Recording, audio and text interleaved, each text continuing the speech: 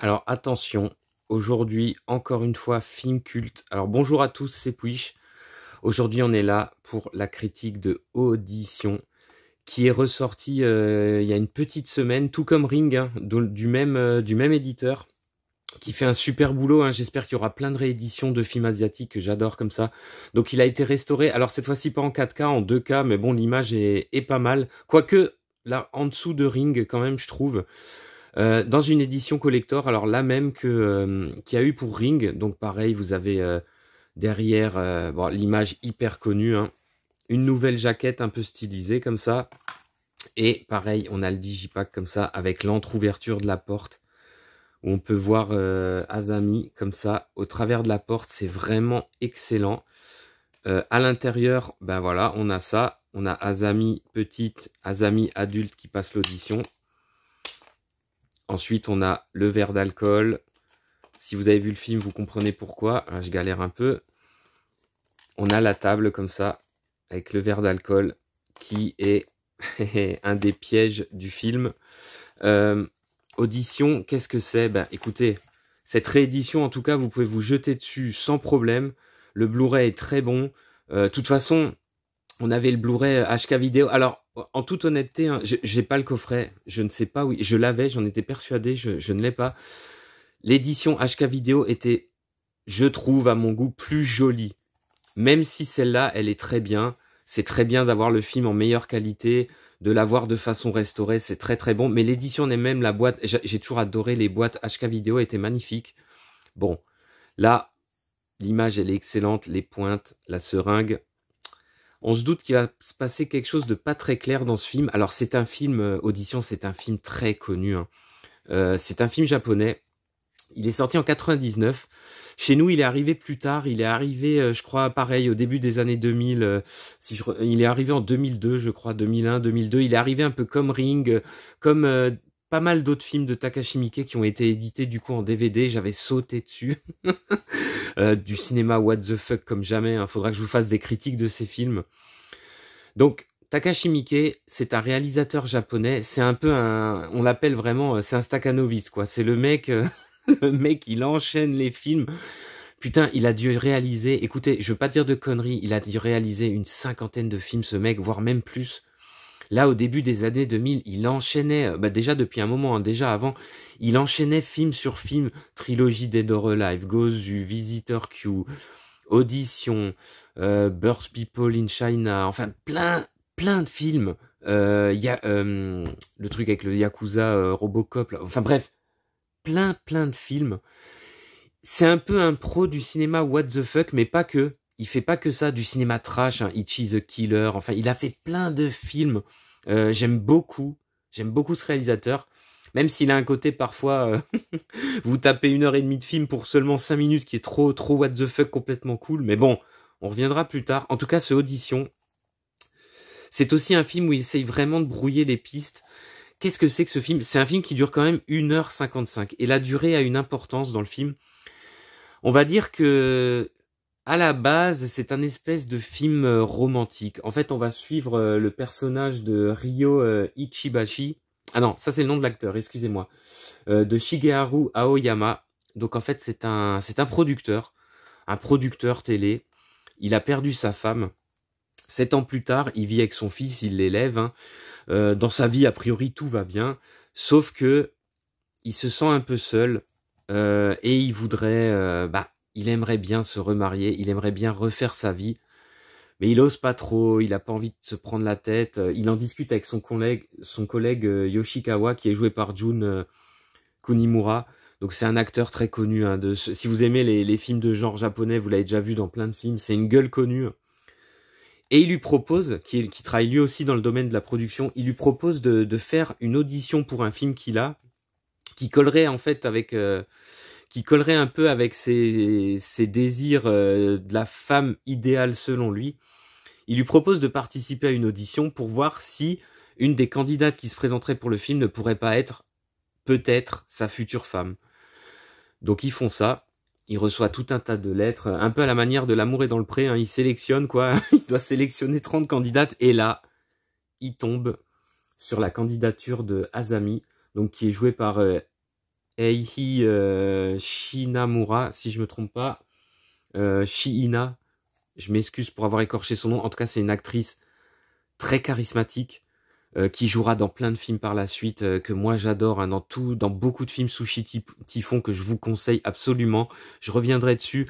Tokyo Gore Police, Hell Driver, la version japonaise, hein, pas celle avec Nicolas Cage. C'est une actrice qui est très charismatique. Elle a un espèce de charme venimeux étrange. En tout cas, ils l'ont très bien casté pour le rôle. Il va tomber, en fait, plus ou moins immédiatement sous son charme, quoi. Dans sa lettre, elle dit qu'elle voulait être danseuse classique, mais qu'elle s'est blessée, qu'elle n'a pas pu. Bon, bref. Il fait passer les auditions. D'ailleurs, la scène des auditions est une scène très marrante.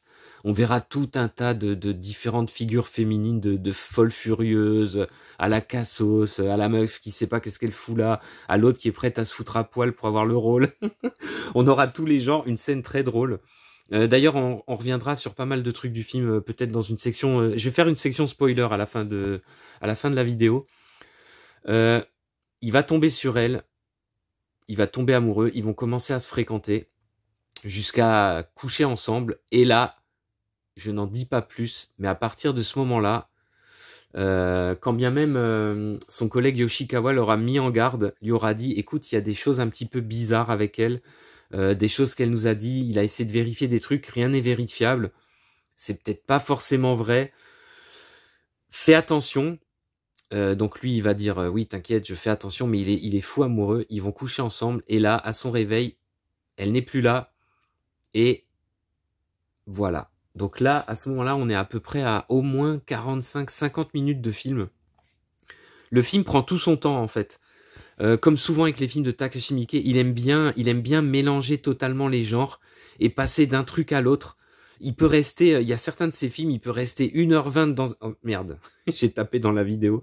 Il peut rester 1h20 dans un genre. Par exemple, le film policier est terminé sur du DBZ. Oui, oui. Oui, oui. C'est exactement ça. Rupture de ton totale. Donc là, le film, c'est un peu ça. Il est un peu lent. On a la relation très à la japonaise entre deux personnages qui semblent timides, qui semblent abîmés par la vie. Elle, en fait, elle a des cicatrices sur le corps. On va se rendre compte qu'elle a une histoire très très sombre, qu'elle est peut-être folle alliée, va savoir, elle est peut-être folle alliée, et il va peut-être se passer des trucs terribles. Et la dernière demi-heure du film, les 25 dernières minutes, là on bascule totalement dans le gore, dans le film ignoble. Il va se passer des trucs vraiment crades. Vraiment, le film, il est ultra lourd, quoi, ultra... Ouais, c'est un film choc. C'est un film choc, surtout si on s'y attend pas. Ça va basculer dans un truc de dingue. Bah, voilà. Est-ce que j'ai besoin d'en dire plus? Picouze. Ça va basculer dans un truc de fou. Mais, malgré tout, le montage qui est vraiment très bien fait du film nous laisse supposer plein de choses différentes. Notamment dans toute cette séquence finale, qui est un mélange d'une séquence qui se passe à un endroit en particulier et un mélange d'un espèce de montage comme ça, de différents moments du film et de différentes choses. C'est très intéressant. Le film, il est excellent. C'est un film culte, hein. Je pense Audition, il est quand même connu, hein. C'est pas pour rien. Je pense qu'il est très connu, mais peu de gens finalement l'ont vraiment regardé. Parce que, de prime abord, il pourrait avoir un côté un petit peu chiant. On se dit, ouais, mais bon, il se passe pas grand chose. Mais non, en fait, quand vous rentrez dans l'histoire, il est passionnant. Vous êtes accroché. Alors, c'est pas le film qu'on va regarder tous les jours, mais vous êtes accroché du début à la fin. Vous avez envie de savoir qu'est-ce qui va se passer. C'est très bien. C'est filmé d'une façon hyper classique. Alors, c'est vrai qu'il a été restauré, mais vu que l'image à la base était pas ouf, hein, Takashi Miike, il a l'habitude aussi de tourner à l'arrache, hein. Beaucoup de V-cinéma, beaucoup de films comme ça. Je pense Audition, il l'a soigné un peu plus que les autres, mais c'est pas non plus un truc de ouf. Disons qu'au niveau de l'image, c'est très bon. Après, c'est pas non plus, ça avait pas été filmé à la base avec un truc de dingue. Bon, ça, c'est mon avis perso, mais ça n'enlève en rien au film. On aura plein de plans. C'est le genre de film, vous l'avez vu, obligé, il y a des plans qui vous restent en tête. Les plans de Azami quand elle est chez elle, devant le téléphone, avec le fameux sac. J'en dis pas plus. Les plans, bah évidemment, les plans de la fin, les plans à travers la porte, quand elle met cette espèce de tenue, quand elle prépare ses piqûres.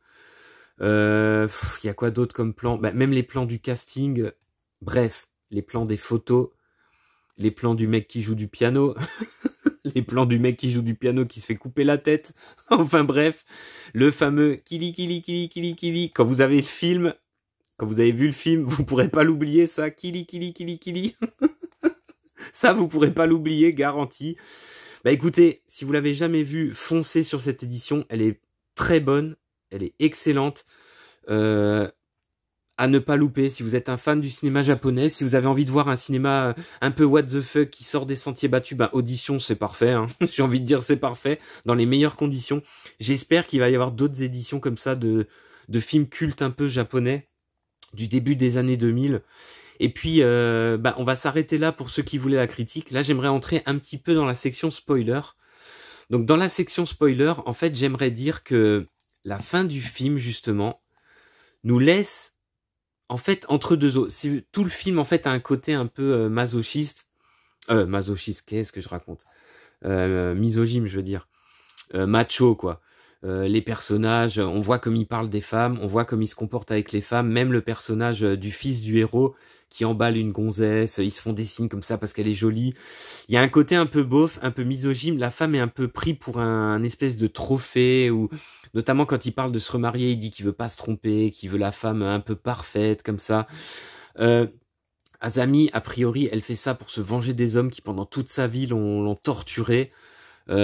On devine des abus sexuels, on devine des tortures qui sont sur son corps, hein, elle a été brûlée comme ça, on devine tout un tas de sévices sur elle, et justement, elle a cru que elle était un trophée pour le personnage principal qui, lui, recherchait réellement l'amour, en fait, c'est ça qui est énorme.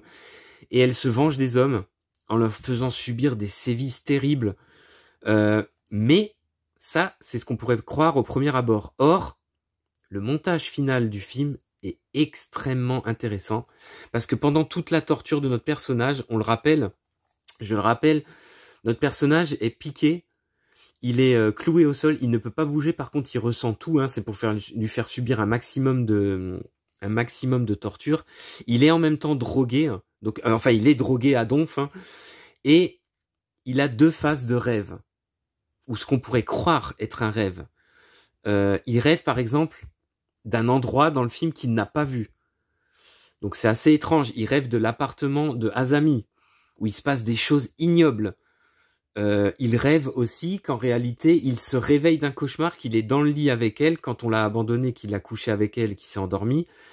Il rêve en plein milieu de la séquence finale qu'il se réveille, qu'elle est en fait à côté de lui, qu'il se rendort, et donc il se retrouve à nouveau dans la séquence de torture finale et dans le final du film. Donc en fait, il y a deux interprétations. On pourrait penser en fait que tout ce qui arrive à la fin n'arrive pas. En réalité, il est bien avec elle dans la chambre, il s'est endormi, il a fait un affreux cauchemar avec tous les éléments qu'il a entendus de sa vie et qu'il a entendu de son ami qui lui a donné des éléments sur la fille. En fait, une grande partie du film serait le cauchemar du héros. Ensuite, il se réveille en sursaut, il se rendort et là, son cauchemar reprend. On sait pas, et moi je trouve que ça, c'est hyper bien vu. Franchement, la fin du film, il y a deux visions différentes de ce qui peut se passer, c'est hyper bien vu. Moi je pense que, en toute honnêteté, je pense que c'est un rêve, c'est un cauchemar en fait. Je pense pas que ça s'est passé en vrai, parce qu'il y a des choses qui sont étranges. Il aurait pas pu rêver de son appartement puisqu'il ne l'a pas vu, il ne sait pas où elle vit. Il peut pas avoir rêvé du sac, il peut pas avoir rêvé de la scène dégueulasse où elle donne à manger en vomissant, en vomissant dans une gamelle à l'espèce de producteur qu'elle a fait victime aussi, qu'elle en a fait son chien, hein, tout simplement son espèce de bête. Pour moi, on ne sait pas, et ça c'est ce qui fait aussi la magie, la magie entre guillemets, hein, une magie bien crade. C'est ce qui fait tout l'intérêt de ce film, c'est qu'il a deux niveaux de lecture sur la fin. Perso, j'ai adoré. Si vous ne l'avez pas vu, franchement, foncez dessus. Même si vous avez écouté ce spoiler, ça vous donnera une autre vision peut-être de la fin du film. De toute façon, c'est ce que moi j'ai compris. Alors c'est peut-être absolument pas ça, hein. Peut-être que je me trompe complètement. En tout cas, c'est ce que moi j'ai compris. Audition, une valeur sûre. Encore un film culte what the fuck japonais. Du Takashi Miike dans le texte. Et je vous dis à plus pour de prochaines critiques.